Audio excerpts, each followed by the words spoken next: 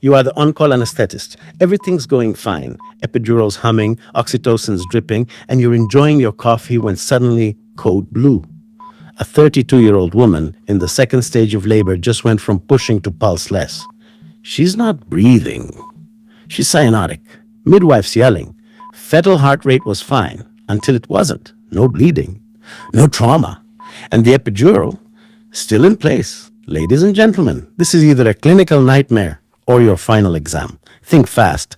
Suspect amniotic fluid embolism. And yes, drop the coffee. You arrive in under a minute. Superhero cape invisible, but still on. Airway, the patient is not breathing. Glasgow coma scale. Don't bother, it's a flat 3. Breathing, there isn't any. Cyanosis is present.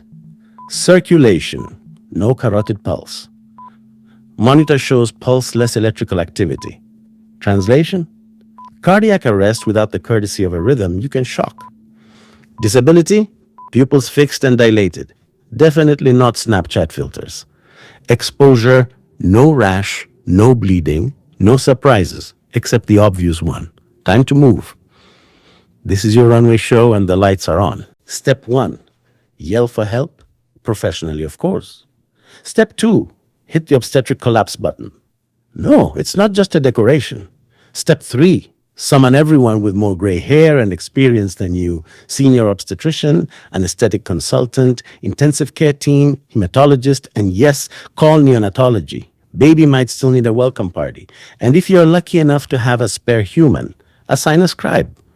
Because you'll be too busy saving lives to remember who gave the adrenaline. I is for airway, you intubate. High flow oxygen, think fighter jet, not scented candle. If patient's gasping or agonal, go for rapid sequence induction. There's no time to be poetic. B is for breathing. Bag mask ventilation with positive end expiratory pressure until the tube's in. Then switch to lung protective ventilation.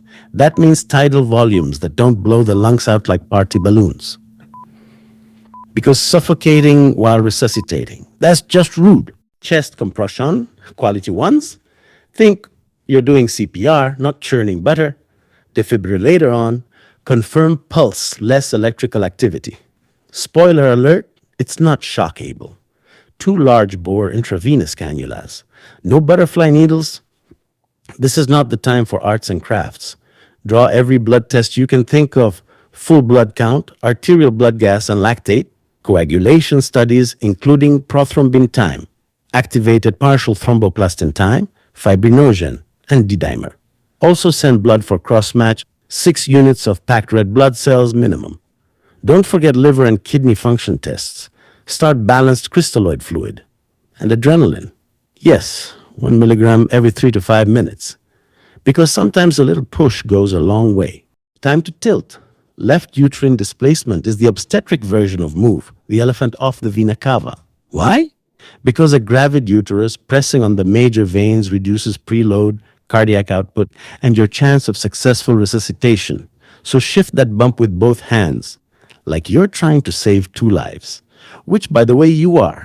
Think while you compress. Could it be amniotic fluid embolism? Sudden collapse, cyanosis, no bleeding, and postpartum. Oh, and welcome to disseminated intravascular coagulation. Could it be a massive pulmonary embolism? Same vibes, but check the history for risk factors. Intracranial hemorrhage from eclampsia? Maybe. But if there's no hypertension or protein in the urine, it's unlikely. Anaphylaxis?